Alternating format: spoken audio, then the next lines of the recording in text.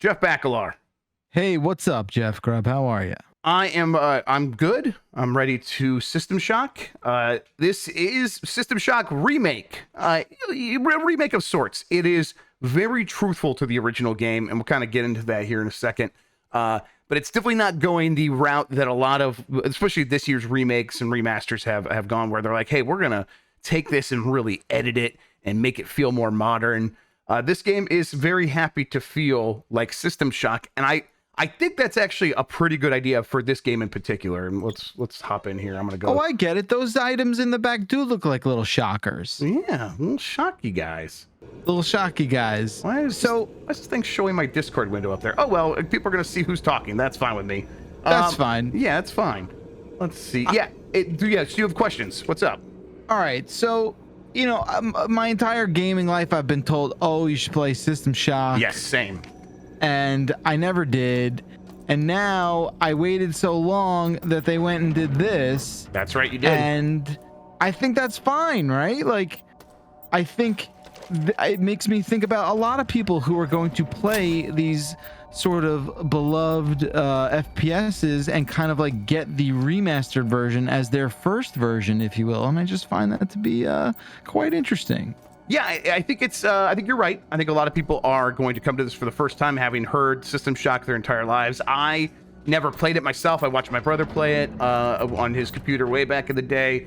And it was like, oh yeah, I could see this game looked interesting. Then I think playing it now, after playing so many other immersive sims, games that were very, very inspired by this, it is nice to have it so preserved to the point where it's like very obvious, like, oh yeah, look at them doing this, they did this, and knowing that this isn't something that they added later. It's like, no, it was always like this. The audio logs were always here, and boy, we have audio logs in every game now, right? Well, this is kind of where it started. These are the first audio logs. Exactly. So this is like, this feels like it's kind of nice to have. And I already killed that guy. Well, this is one of the weird things where they just kind of fall over if you're loading into the room for the first time in a while. He wouldn't lay like that. Well, Okay, he's just presenting. Let's see. There we go. Oh dear. Okay, is that the kind of shock we were talking about? I mean, listen, that's definitely part of his system, and I would consider it very shocked now. You know what? It is worth like looking. Like, I think this game looks pretty cool. It's going for from a distance, looks almost modernish, but if you get up close, you can start to see like some of the like, look at the legs and stuff. You can see the aliasing. I like that too. I think that's very cool. You can see like there's some pixelation there on the biohazard symbol, and everything has that going, including our good friend's butthole over here. He's dealing with all that. I think it's a good mashup of styles, and it really works like in segments like this where all right, we got this stylish moment, and we're looking down the hallway, and that flaring on that enemy, and it's like very menacing, and it's a good lighting effect, and yet it still feels fully locked into this world of System Shock. So that's my question, right? Like, I've definitely seen gameplay of the original, but I guess, what I'm curious, like, was the sort of goal for this to do what it's doing, or is this just what the best they could do without rebuilding this entire game? Do you know what I mean? Like, I think that's a real question. This are we getting this game because it was the right choice to do a game to do System Shock as super faithful, or was that the cheaper option? I mean, I think there's a chance that it's a little bit of both, a little bit of column A, a little bit of column B, where making a full-on remake of anything is pretty expensive. This is from Night Dive Studios, a very successful and a competent studio that knows what they're doing in a lot of cases, but they don't have all the money in the world. So doing a Resident Evil 2 caliber remake is maybe not super on the table for them. This is a dangerous thing here. I'm gonna try to get around the corner and blow it up. And so I think they probably made the wise decision of, okay, we are going to scope it down a little bit. What can we pull off? Let's just do that. And then if we do that, what is the right way? And I think the right way is super preservation. Now, a lot of people are coming to this game. I saw some of the reviews, and they're like, there is no real quality of life stuff here. And that's not really true. And not most reviews actually pointed this out. There is some like difficulty options, and maybe they call it accessibility, where you can actually like turn down the difficulty, and it'll give you waypoints like where you're supposed to go next, things like that, which is actually something that the original game didn't have. I think there we go. I killed him. Okay. I'll take out these security things because it says level security is going down every time I blow one up. I like that. Oh, there's this guy. Oh no. All right, and I died. The game is tough. Game is pretty punishing. It is, again, I think that's right on par with how the original game behaved.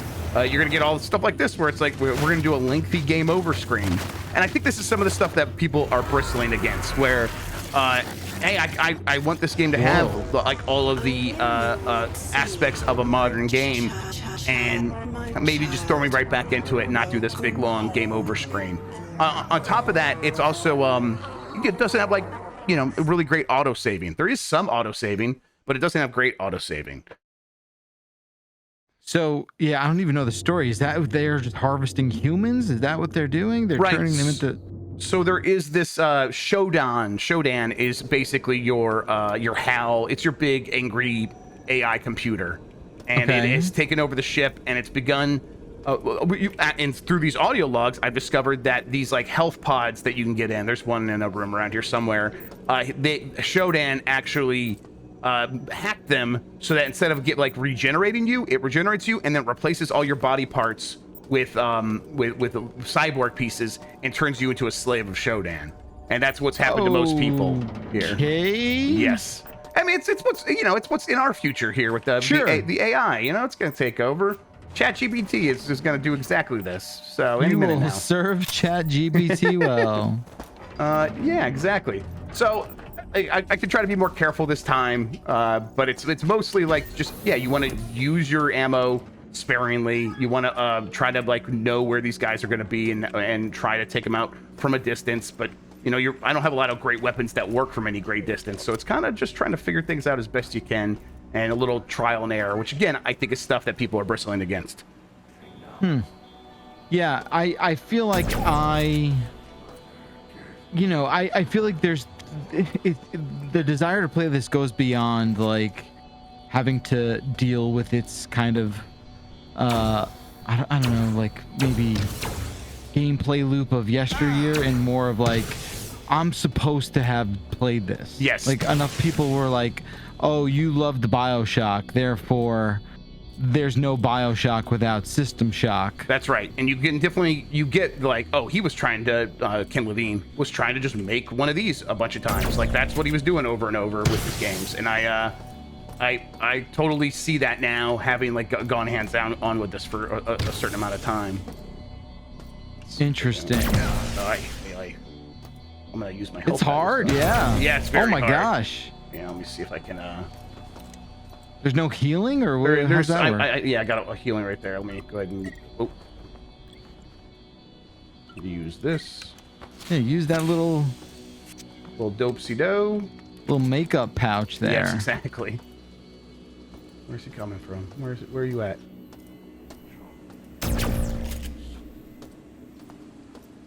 Weird weapons. They're not like, are they like bullet based? Is anything bullet based? Yes, there is some bullet based ones. Most of the weapons you're gonna find feel like, you know, kind of like tools. Did I kill this thing? Where? Oh yeah, look at it. There it is. It is knocked over. Okay. Okay. That guy up here. You know what? I'll sneak up behind him. Take him out from. There we go. So that's someone who's already been like Shodan'd. Yes, exactly. Oh. And then we can like look and see if he's got anything on him. He doesn't, but that's something that you do in this game. I just picked up his sidearm, but it's damaged, so I can just kind of, you know, break it down for pieces and parts. See damage them. We're gonna go there. We're gonna vaporize it, and it's just added to my scrap pile. Eventually, I will find a little receptacle I could put that scrap in and get more credits. A lot of this stuff shows up in if you play anything that calls itself an immersive sim, anything that has the 451 code, which is, as someone who's played a handful of immersive sims, I'm aware of this thing. Is that something that is familiar to you? The what? The 451? 451 is a code that is used in a lot of immersive sims to open up key doors. Got it. And it's like there's a keypad early in this game. It's 451. pretty much every single game that is inspired by System Shock and calls itself an immersive sim uses 451 or As like an 0451 homage? as an homage. Yes, absolutely. That's sweet. Like that's the level of influence this is like, it is very much a Super Metroid in that you might not have played System Shock. I promise you, your favorite developers have played System Shock. Of course. That's kind of how it works. And like, I'm getting a new wares for my body, and now I have like some more information. I think I can bring up a map now, and I can read media. I can get like status about the ship, and these are all things I've added to me since I started the game. And these things I can like they automatically install, but I can also manage them over here in this menu.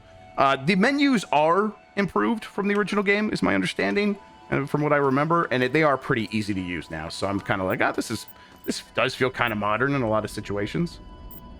Yeah, that 451 thing rings a bell for sure. Yes, I'm sure. I'm sure you've heard people mention it before. Yeah. Oh, I'm out of ammo for that. Let's do this then. There we go. All right, so we're gonna be. I think we can come back this way later. Locked door, a lot of key cards, a lot of. This is, very Metroid, Super Metroid, where it's like, this is gonna be a shortcut that we're actually gonna unlock. We're gonna come around the other way, and then we can, kind of begin attaching parts of the ship together so that we can get around quicker in the future. Yeah, it's interesting because there's a lot of fidelity sort of bumps that are happening with like close-in flaring and stuff like that, where like it almost reminds me of like Proteus. Oh yeah, sure. Proteus definitely feels like, yeah, I know exactly what you mean. That the visual style is close to Proteus. This like feels like it's trying to have, again, a little bit more detail from a distance, and then as you get up close, you get that goopy, like strong pixelization on stuff, like what you can see here. Like it's definitely a look, right? Yeah, like this isn't by accident. It's a strong choice. Yes, I like it a lot. I know. I think there's some people who are less enamored with it, but it's working for me. I got my lead pipe. I should probably just be using that. Are we okay over here? Let me use that. There we go. Very neat. Put on a little cover up. That's right. Okay. Let the healing do its work. Oh, this is I think this might be a bad room. Yeah, radiation poisoning. Look at that. Oh, cool. Now, what's wrong with this little freak here? That's a mutant, I think, who might. He seems like he's been radiated or something. So yeah, he's a little melty boy. All right, you know what? Is it a problem? Maybe his butthole has not been. Yeah, let me help him out shocked? there. Oh, you know what? Let me just take your. Maybe just put a little cover up on him. Yeah, Maybe just get in there. Oh dear. Okay. Ate the butt from the front. All right, let's do a little bit. Oh, you are mean and bad, and you look like a Borg from Star Trek. Did he say something? I think they like gurgle. I think mostly. Oh, that's upsetting. That is upsetting. Yeah, eat shit. Oh, what the? Those are the security cameras, and I was like, take them out. I believe I'm like reducing Shodan's ability to monitor me and things like that. Okay, how it works. But I think I turn on the lights. Arboretum. Let's go in here, and it's not really level based. That's another thing that System Shock did. It's like very much like you are exploring a spaceship, and it is it really is like one continuous space. Here it is. I can put my scrap in here. Let's see. Drop your scrap. Oh yeah, put it right here. I put it here, and then if I, oh no, put it there, and then back up. No. Okay. And then I think I hit this button. No, was this not? I did this before. Oh, there it is. It's this button right there. Press to start. I didn't see the press to start button, Bakalar. I love that, like, he's like, I just gotta shoot this light. Yeah, and just gotta shoot it. That's how you interact with things in most video games. That's how I open up my garbage disposal. Listen, I grew up playing Call of Duty, not System Shock, so. You know. All right, and then there's my coins.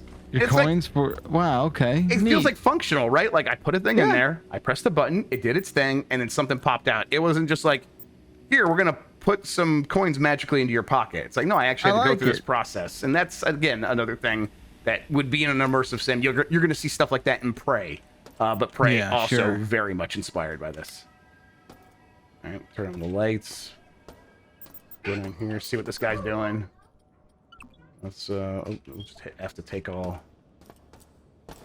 We can maybe explore down here a little bit, but I mean, this is basically kind of how I wanted to go over it. Just what it's trying to do. Whether or not that is for you is going to be kind of a question of like, hey, do you have time to go back and do a little bit of what is I would qualify as kind of a history lesson? Yeah, it's not. This is like, it is fun. It does hold up in a lot of ways. This is a good game. It's getting like, you know, a 75 on Metacritic. There's a lot of stuff here to enjoy as a game. It is maybe more valuable as, hey, I want to like have a fuller education of the history of video games, and playing this is going to be able to provide that without the headaches of trying to play the original System Shock without any sort of improvements to it. You know what I want though, now that you described it that way, as this sort of like educational sort of 101 class, if you will, like give me a developer commentary throughout.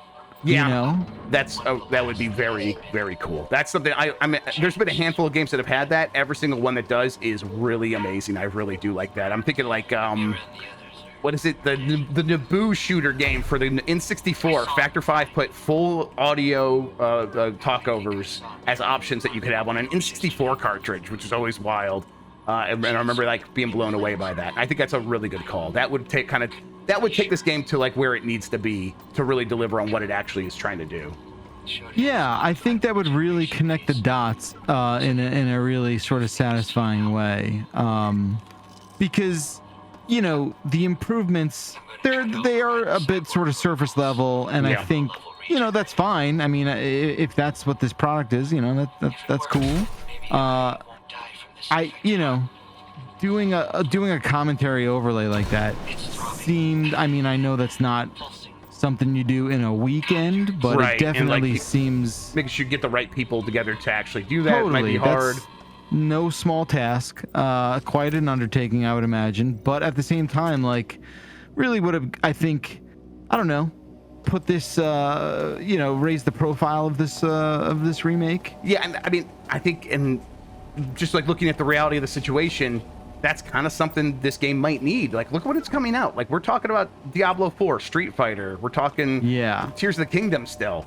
There is a lot happening, right? And that's just like these weeks surrounding this game.